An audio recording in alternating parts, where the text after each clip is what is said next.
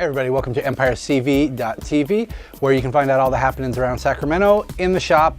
What do we got going on? We have Black Friday coming up. It's coming really quick. It is the following Thursday. So we're gonna have, or I'm sorry, Friday. Thanksgiving is Thursday. So Friday, Saturday, and Sunday, great sales every single day. Plus, on Friday, you will have two of the area's best. Just Scope and Newligan will be down here selling their prints, their books, whatever they feel like bringing. So it's a great day to come in, a wonderful day to come and clean out your saver and help me clean out the back issues. So that being said, let's get into the books for this week. We've got Goners. I had a chance to read the first one and it was really fun. There's a little bit of a darker Scooby-Doo, but it had that same kind of tone. You've got a family that is into the adventuring, into the solving of mysteries. The mother and father tragically pass away. I'm not spoiling much, it's like page 3. And then the kids and the town are assaulted by a bunch of monsters and their uncle is the only one there to help them as they try to figure out what's going on. Great fun, really good art, almost like a Venture Brothers type deal. Couple from Valiant this week, EXO. The artwork in this is fantastic. And a new one, who, it's Milligan, I believe. Peter Milligan's writing this one, so I'm more than down to give that one a shot. Predator, I've still been enjoying this. AVP, Predator, Aliens, and Prometheus all tied up together. I haven't mentioned her in a while. I'm a little behind. We just watched, well not just, but earlier this year we watched the entire Buffy, and now I'm reading all of season 8 and then going into season 9. So I got a little bit of work ahead of me. Annihilators, this is the book that you guys have all missed. It's Grant Morrison, the Grant Morrison over at Legendary. No one knows this book exists. There's no way I should have any copies on the shelf, but everyone thinks it's like, oh, it can't be Grant Morrison. It's over at Legendary. Why would he do that? He's got such a great deal at DC. But it is him. Third issue comes out tomorrow. These are these big fatties for Guardians. Lets you get caught up on the stuff that is currently out of print. There we go. I was really hoping we would see Moondragon in the movie, but you know, there's always time, and there's been all this news. It's funny with Guardians, they continue to just have so many things to tell us and keep talking about. All these interviews with James Gunn, a lot of them are silly, but there are so many things that are gonna be in that collector's zoo. And in that video, I can't wait. It's actually out digitally today, DVDs, Blu-rays, December 9th, I believe. So, Planet of the Symbiotes. This is the one a lot of you have been waiting for. And if you guys haven't seen this guy's artwork, I mean, it's just great. So him and Bendis have been doing a good job, and we finally get a bunch more Venoms. Oh, I'm sorry, symbiotes. Venom is the particular one. Inhuman, dealing with the Inhumans and the aftermath that Marvel almost kind of forgot. This is like the only piece of it that's still going. But another artist that I find to be really neat that I don't think a lot of people have seen. And we got the Inhumans movie coming, so that's a great place for you to figure out what's going on with them now. Axis.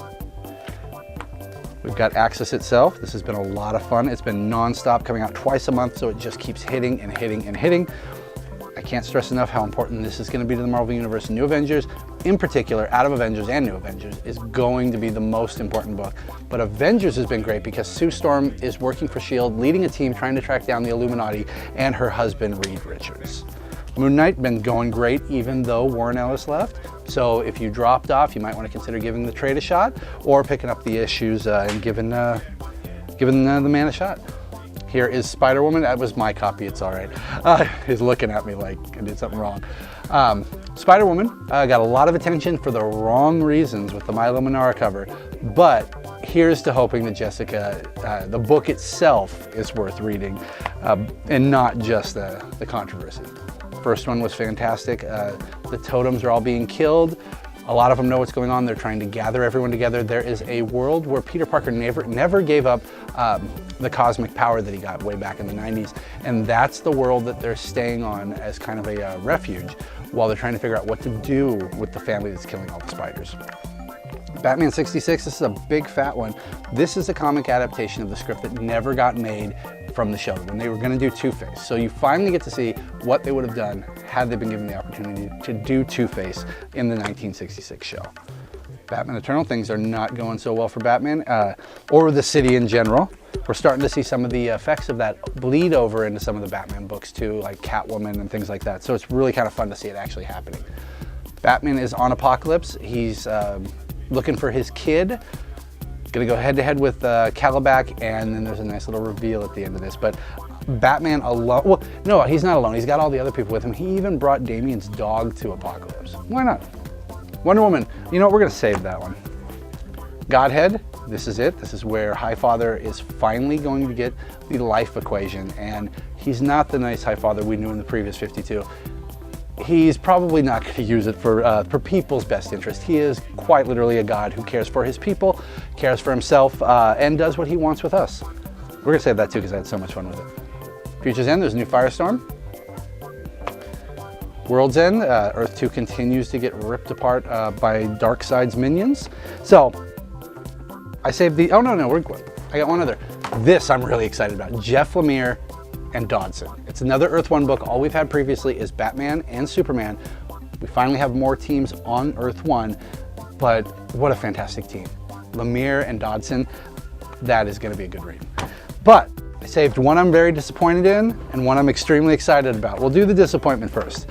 So it was a great run with Azzarello, and now they're going to back, essentially turning it into every other superhero book. She's working with the Justice League, she's fighting supervillains, and it just doesn't stand out for me.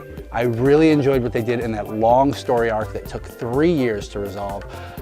So I'll give it a couple issues, but going into it, it didn't really impress me. And you know what? I'm not as big of a fan of Finch as everybody else seems to be. He's okay, don't get me wrong. And Harlequin, I loved the last issue. Power Girl lands, has amnesia. Of course, Harlequin, really, she wants to be her friend. She wants to be her best friend. She's exploiting her. She's manipulating her. It's absolutely amazing. And they made matching costumes. This book is so much fun. And there is a giant space pug in here. So, best book of the week, by far. Get it CGC'd, and it's gonna be worth something someday. You're gonna put your kid through college. That's it, you guys. Thank you very much. Don't forget the Black Friday sale. It's Friday, Saturday, and Sunday, and we'll see you next week.